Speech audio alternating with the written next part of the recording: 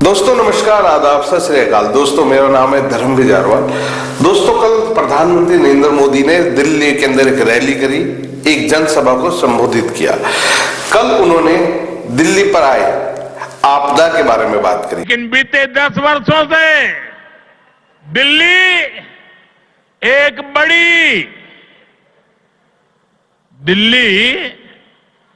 एक बड़ी आपदा से घिरी है। जी हाँ, बिल्कुल सही सुना, आपदा के बारे में। दोस्तों उन्होंने बताया कि किस तरीके से कुछ कट्टर बेईमान लोग, जो अपने आप को कट्टर ईमानदार बोलते हैं, जो कि जेल काट चुके हैं, वो कट्टर बेईमान लोगों ने किस तरीके से अन्ना हजारे के आंदोलन में हिस्सा लेकर उनके आंदोलन को पूरी तरीके से बर्बाद करके अपना राजनीतिक करियर बना लिया। इस कुर्सी के अंदर कुछ ना कुछ समस्या है। जो इस कुर्सी के ऊपर बैठता है वही गड़बड़ हो जाता है। तो कहीं ऐसा तो नहीं कि इस आंदोलन से जब विकल्प निकलेगा और वो लोग जब कुर्सी पे जाके बैठेंगे, कहीं वो ना भ्रष्ट हो जाएं, कहीं वो ना गड़बड़ करने लगे। ये भारी चिंता है हम लोगों के मन में। दोस्तों उन्होंने कल बात करी आम आदमी पार्टी की, जिस तरीके से आम आदमी पार्टी ने दिल्ली के जो हालात कर दिए उनको लेकर कल उन्होंने बातचीत की।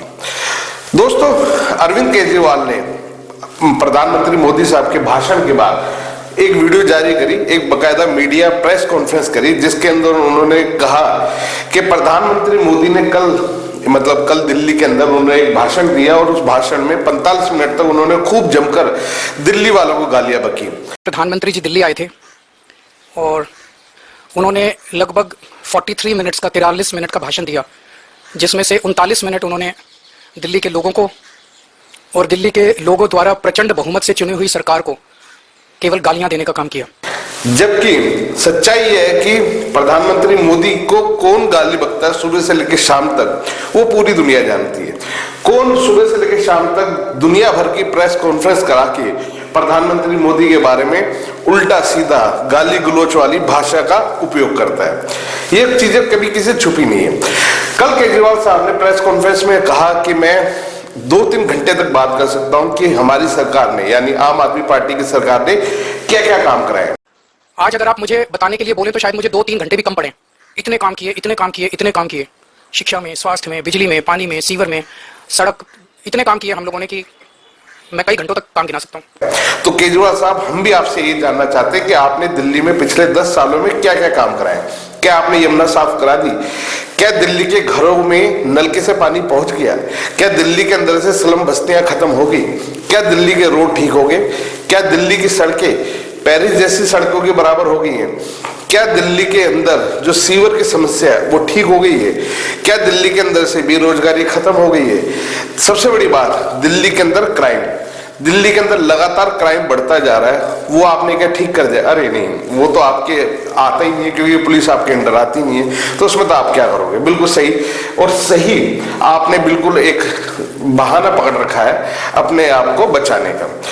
दोस्तों कल उन्होंने बात करी मोदी साहब के बारे में। उन्होंने कहा कि मोदी जी ने आज से 5 साल पहले दिल्ली की जनता से बहुत सारे वादे किए थे। उन्होंने उनमें से कितने वादे पूरे किए? खैर, जहां तक मैं समझता हूं मोदी साहब ने जितने वादे किए थे उसमें से काफी हद तक तो उन्होंने पूरे किए हैं। पर केजरीवाल साहब, आपने जो वादे किए थे उनका क्या? आप अपने वादों की बात करें। आपने फ्री वाईफाई देने का वादा किया था, क्या वो लग गए हैं? आपने दिल्ली के अंदर 15 लाख सीसीटीवी कैमरे लगाने की बात कही थी, क्या वो लग गए हैं? आपने दिल्ली की सड़कों को पेरिस जैसी सड़कें बनाने की बात कही थी, क्या वो हो गई है? आपने सबसे बड़ा वादा किया था यमुना को साफ करने का। अरे सॉरी, वो तो भूल ही गया। आपने तो खुद ही कहा है कि अब तो यमुना के ऊपर वोट भी नहीं मिलते हैं। मैं अब थोड़ी बहुत पॉलिटिक्स तो समझने लगा हूँ। हाँ। यमुना पे वोट नहीं मिलेंगे। अच्छा, तो जब यमुना के ऊपर वोट नहीं मिलते तो अब तो आपने शायद यमुना को साफ करने का वादा इस बार करेंगे भी नहीं। खैर, पर जब आप राजनीति में आए थे आपने सबसे बड़ा वादा किया था कि मैं यमुना को ऐसा बना दूंगा कि यमुना के हर कॉर्नर पे, हर घाट पे आप जाके बकायदा पिकनिक मना सकें। पर आज यमुना के क्या हालात हैं वो किसी से छुपे नहीं है। आज हिंदुस्तान की सबसे गंदी नदियों के अंदर यमुना आती है। यमुना को आपने नाला बना दिया है। 10 बार दिल्ली में भी कहा, आप मेरी दिल्ली की बात नहीं सुनते। मैंने 10 बार दिल्ली में बोला है कि अगर मैं 2025 तक यमुना साफ मत करूं, अगली बार मेरे को वोट मत देना। आपने 2015 में नहीं बोला, नहीं बोला था, यमुना के लिए नहीं बोला था। लेकिन 1 सेकंड 5 साल में यमुना को इतना खूबसूरत बना देंगे कि आप अपने बच्चों के साथ पिकनिक मनाने के लिए यमुना के तट पर जाना शुरू करेंगे। झूठ पे झूठ, झूठ पे झूठ। मैं कहना चाहता हूँ कि यमुना को साफ करने के लिए हम पूरी तरह से प्रतिबद्ध हैं। चीटिंग करता है तो उसकी भी मैंने प्लानिंग करी है। अगले चुनाव के पहले, ये वाला चुनाव नहीं, 5 साल के अंदर, अगले चुनाव के पहले आपके सारे गांव को ले जाकर उसमें डुबकी लगवा दूंगा। क्या करना चाहते हैं यमुना को साफ करने के लिए, क्या करेंगे? यमुना को साफ करना चाहिए ना। ये हमारी भी आने वाले 5 साल में प्रायोरिटी है। और अगले 5 साल, ये चुनाव छोड़ के अगले चुनाव के पहले आप सबको यमुना भी नहलवा देंगे। मैं आपके साथ डुबकी लगाऊंगा यमुना में, तो यमुना को इतना साफ कर देंगे हम लोग। दोस्तों आगे उन्होंने बात करी कि मोदी साहब ने गरीबों के लिए क्या किया। खैर आपको मैं बता दूं, कल मोदी साहब ने दिल्ली के अंदर लगभग काफी सारे लोगों को 1700-1800 लोगों के आसपास उन्होंने फ्लैट दिए। उससे पहले भी उन्होंने दिल्ली की झुग्गी झोपड़े में रहने वाले लोगों को फ्लैट दिए हैं। तो लगभग 4700-4800 के आसपास उन्होंने दिल्ली के गरीब लोगों को फ्लैट दिया था। पर केजरीवाल जी आपकी अगर बात करें तो जहां झुग्गी वहां मकान, ये नारा किसने दिया था? आप ही ने दिया था शायद। और आपने कहा था कि दिल्ली के अंदर से जितने भी झुग्गी झोपड़ी में रहने वाले उनको बकायदा पक्के मकान मिलेंगे। परंतु हुआ क्या?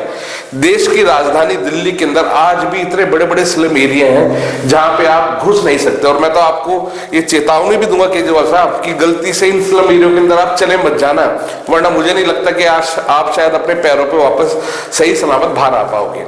आप लोगों ने दिल्ली के जितने भी स्लम एरिया हैं उनको नर्क बना दिया है। खैर वैसे तो पूरी दिल्ली ही अब नर्क बन गई है, पर ये झुग्गी झोपड़े में रहने वाले लोगों के साथ आपने ऐसे हालात कर दिए कि वो बेचारे ना तो जीने में है ना मरने में।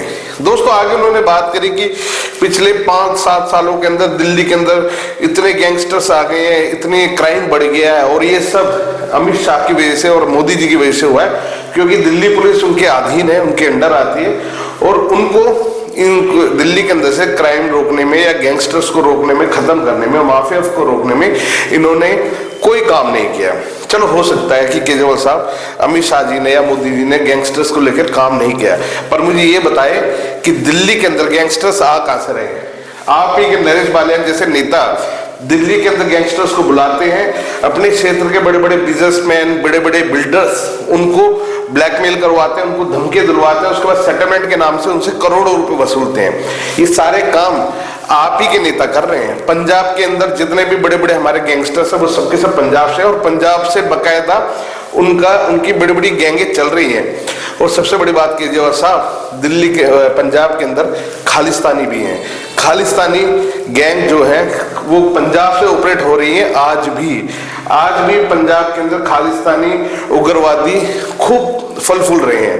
आपने क्या आज तक एक बार भी ये बात कही कि मैं पंजाब से खालिस्तान खत्म कर दूंगा, मैं पंजाब से खालिस्तानी आतंकवादियों को खत्म करूंगा? कभी भी आपने ये वादा किया पंजाब के लोगों से? नहीं।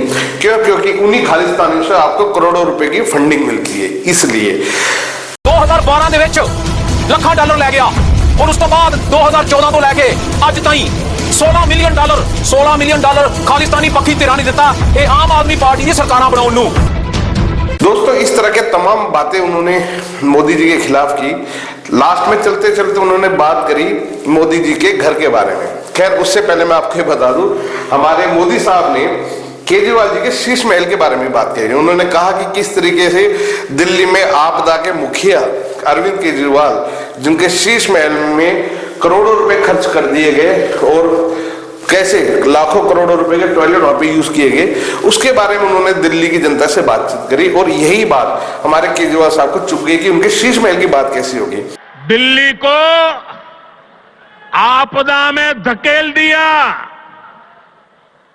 शराब के ठेकों में घोटाला,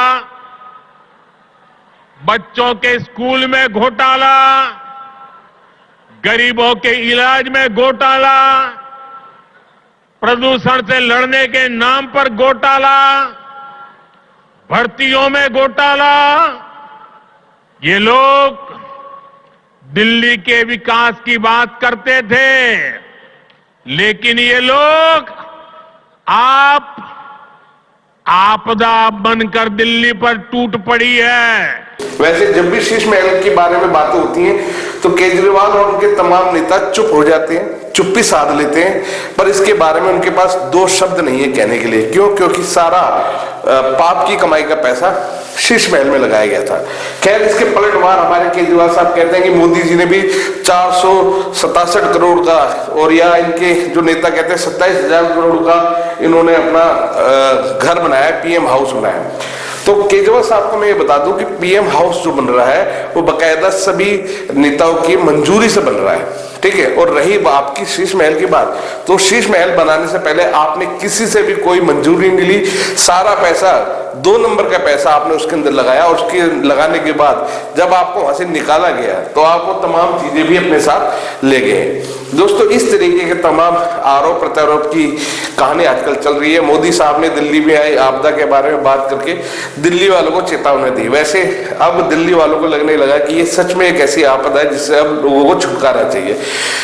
चुनाव बहुत नजदीक है और आने वाले चुनाव में लोग इस आपदा को जरूर समाप्त कर देंगे, ऐसा मोदी जी का भी मानना है और ऐसा तमाम भारतीय जनता पार्टी और दिल्ली के लोगों का भी मानना है।